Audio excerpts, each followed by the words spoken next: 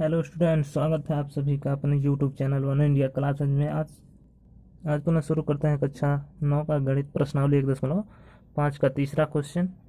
यहाँ देखिए, तीसरा क्वेश्चन प्रत्यय क्या कह रहा है। आपको याद होगा कि पाई को एक वृत्त की परिधि मान लीजिए सी, और उसके व्यास मान लीजिए डी के अनुपात से परिभाषित किया जाता है, अर्थात पाई बराबर सी बाई डी है। यह इस तथ्य का अंतर विरोध करता हुआ प्रतीत होता है कि पाई अपरिमेय संख्या। इस अंतर विरोध का निराकरण आप किस प्रकार करेंगे। आप क्वेश्चन को सही से पढ़ लीजिए, उसके बाद सवाल को लगाइए। चलिए देखते हैं इस सवाल को हम किस प्रकार निरूपित करते हैं। क्वेश्चन तीसरे को हम हल करते हैं। इसमें हमको जो कहा है, एक हमको वृत्त खींचना है, एक हम वृत्त बना लेते हैं।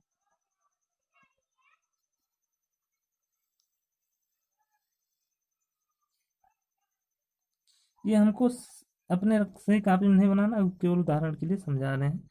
ये मान लीजिए कोई वृत्त है,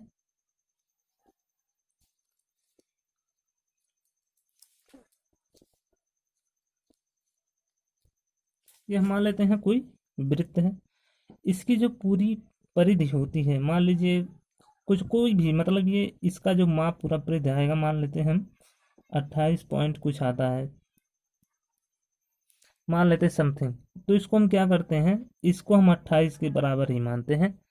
परिधि ये अपरिमेय संख्या में आती है हमेशा, लेकिन हम इसे परिमेय संख्या में मान लेते हैं कि ये 28, इसकी जो पूरी परिधि की माप है वो 28 है। तो हम यहाँ हमको क्वेश्चन में कहा है पाई बराबर सी बाई डी। या तो सी का मान अपरिमेय होगा या तो डी का मान अपरिमेय होगा। डी मतलब व्यास, सी मतलब पूरा सर्किल। ये या तो सी का मान, इसका मान अपरिमेय होगा या तो ये अपरिमेय होगा। ये पाई अपरिमेय संख्या है, ये है सी बाई डी है, इसमें से कोई एक अपरिमेय है। तो अपरिमेय बराबर अपरिमेय, तो इसका अपरिमेय होगा, तो इसमें कोई अंतर विरोध नहीं होता है। तो हम इस सब को छोड़ के एक लाइन लिखते हैं जो हमको एग्जाम के संबंधित है। इसमें ये भी अपरिमेय है, ये भी अपरिमेय है, अपरिमेय बराबर अपरिमेय। तो इसमें हम क्या कहेंगे, इसमें इसको कोई अंतर विरोध नहीं है। यहाँ लिखेंगे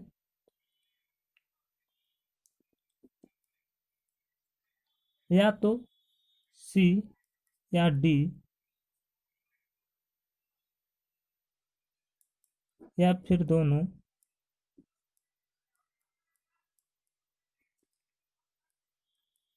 क्या हो, अपरिमेय। अपरिमेय हो तो पाई अपरिमेय होगा। इसलिए इस तथ्य इसलिए इस तथ्य का कोई भी अंतर विरोध नहीं है। कोई भी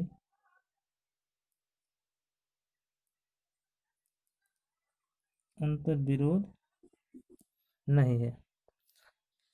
एक बार फिर से देख लीजिए, या तो सी या डी या फिर दोनों अपरिमेय होना चाहिए इसमें से, और ये जो पाई है वो भी अपरिमेय होगा। तब जो अपरिमेय बराबर अपरिमेय, तब इसका कोई अंतर विरोध नहीं होगा।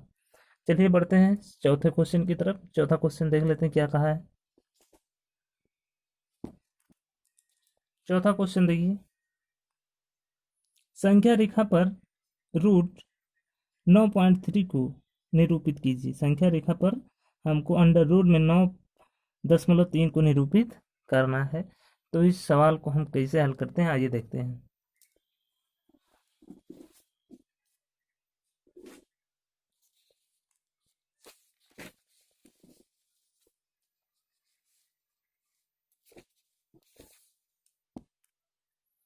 चलिए हमको कहा है 9.3, तो 1 से लेके 9.3 तक हम एक रेखा खींच लेते हैं। यहाँ से देखिए ये 9.3 तक हमारी रेखा हो गई। इस वाले बिंदु को हम मान लेते हैं ए, इसको मान लेते हैं ओ। उसके बाद हमको क्या करना है, 1 सेंटीमीटर और इस रेखा को बढ़ाना है। 1 सेंटीमीटर कहीं से बढ़ा सकते हैं, यहाँ 7। चलिए इस पॉइंट को हम मान लेते हैं बी। अब हमको क्या करना है, यहाँ हमको अर्ध व्यास बनाने के लिए ये आधी दूरी से ज़्यादा हम अपने प्रकार और पेंसिल को बढ़ाएंगे। उसके बाद यहाँ क्या मारेंगे, हम एक चाप लगाएंगे, एक इधर भी। अब बिना कुछ टच किए पेंसिल को यहाँ से हम उठाएंगे धीरे से और इस बगल रख के यहाँ से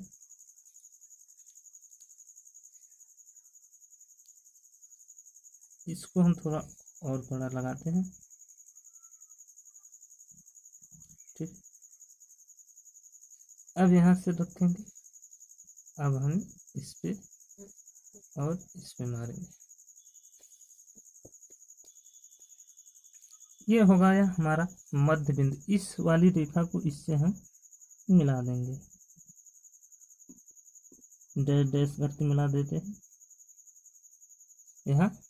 ये हमारी हो गई मध्य बिंदु। चलिए यहाँ से यहाँ तक की दूरी, यहाँ से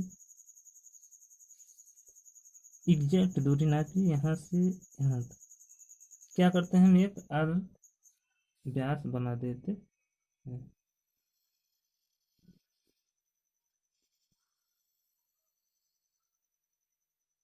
बन गया हमारा अर्ध व्यास। ये जो ओ पॉइंट है, यहाँ पे हमको 90 डिग्री का कोण बनाना है, तो इसको हम एक लाइन यहाँ सीधी मार देते हैं, एकदम सीधी। ये देखिए ये हमारा कोण बन गया 90 डिग्री का। अब यहाँ से यहाँ तक की दूरी हमको नापना है। यहाँ से देखिए, यहाँ से और इस वाली लाइन तक, यहाँ तक, और इसको हम धीरे से इधर झुकाते हैं।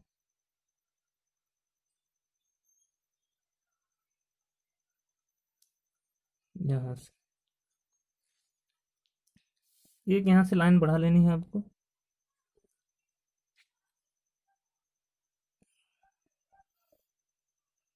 यहाँ तक। अब इस पॉइंट को हम मान लेते हैं सी। इस पॉइंट को हम सी मानते, ये दूरी और ये दूरी सेम है। जो ओ और सी की दूरी होगी वही हमारी क्या होगी, √9.3। तो हम क्या लिखेंगे, ओ सी बराबर √9.3। यही हमको निरूपित करना है। चलिए मिलते हैं अगले सवाल में। 5वें सवाल की तरफ बढ़ते हैं।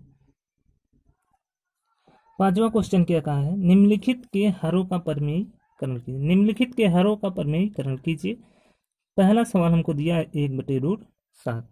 चलिए हम ध्यान से समझते हैं परिमेयीकरण क्या चीज है।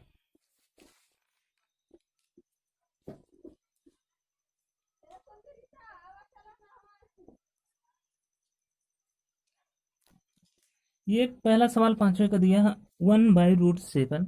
इसका हमको परिमेयीकरण करना है, तो हम यहाँ लिखेंगे हल।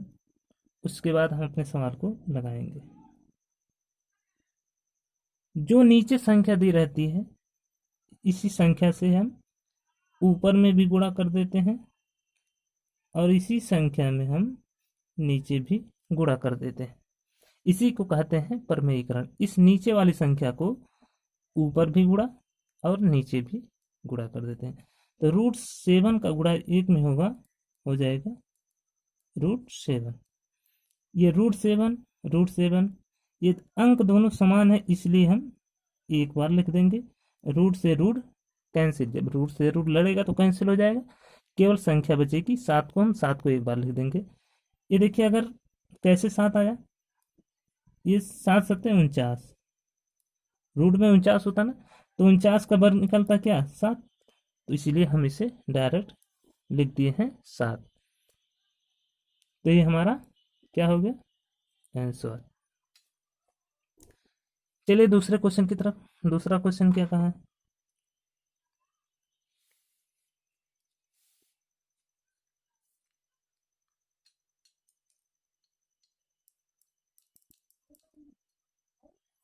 दूसरे क्वेश्चन में देख लेते हैं क्या कहा है। दूसरा क्वेश्चन हमारा दिया है √7 - √6। इसको हम क्या करेंगे, इसका भी जब प्रमेयीकरण करेंगे, जो नीचे वाली संख्या है, ये जो बीच में चिन्ह है इसको हम बदल देंगे। ये √7, यहाँ देखिए माइनस है, तो यहाँ हम क्या कर देंगे प्लस कर देंगे √6। इसी वाली संख्या से नीचे भी गुणा कर देते हैं। इस संख्या का पूरे का एक में गुणा होगा तो वही रहेगा √7 + 6। और यहाँ देखिए सर्व समीकरण हमारी बन रही है a - b a+b a-b तो क्या हो जाता है a² यानी √7 का स्क्वायर माइनस √6 का स्क्वायर।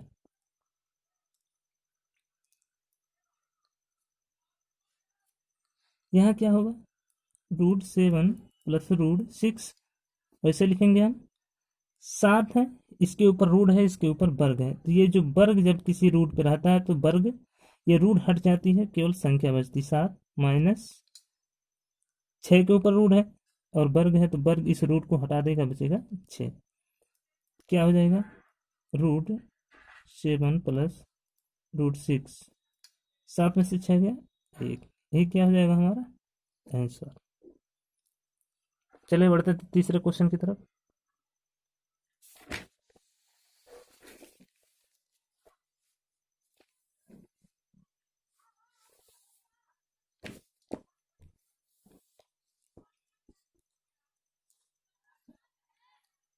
तीसरा क्वेश्चन क्या कहा है, √5 √2, इसको हमको प्रमेयीकरण करना है। ये जो √5 √2, ये हमारा इतना तो सवाल में है, प्रमेयीकरण करने के लिए इसी संख्या से हम करेंगे, लेकिन इसका चिन्ह बदल देंगे। √5 माइन, अगर यहाँ प्लस है तो माइनस कर देंगे, अगर यहाँ माइनस है तो प्लस कर देंगे, -√2। यहाँ देखिए √5 + 2 है, यहाँ √5 - 2 हो गया। जो ऊपर संख्या से किए हैं गुणा, उसी से नीचे भी करेंगे, सेम वही संख्या।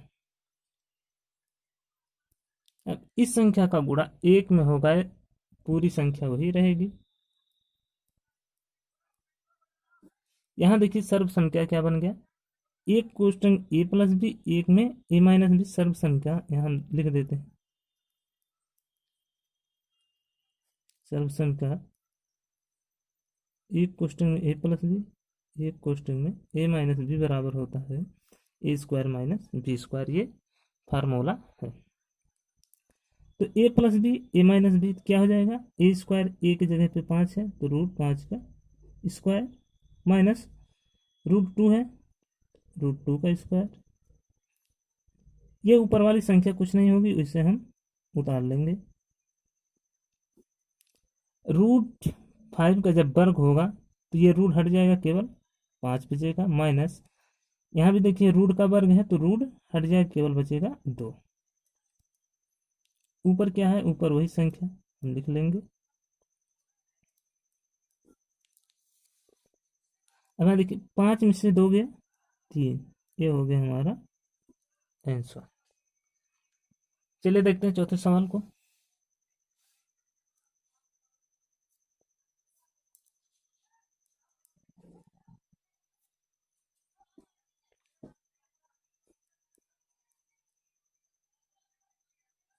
यहाँ 7 है -2 है,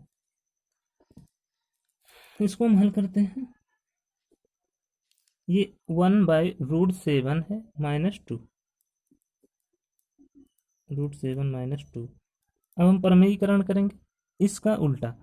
√7 - 2 है तो √7 + 2 से करेंगे गुणा। √7 + 2 से हम क्या करेंगे, गुणा करेंगे। एक का गुणा इस संख्या में होगा, वही संख्या ऊपर रहेगी। यहाँ फिर वही सर्व संख्या बन जाती है, एक क्वेश्चन में a-b, एक में a+b। तो क्या होगा, a² यानी √7 का स्क्वायर माइनस b², b की जगह पे 2 है तो 2 का स्क्वायर। ऊपर वाली संख्या वही रहेगी।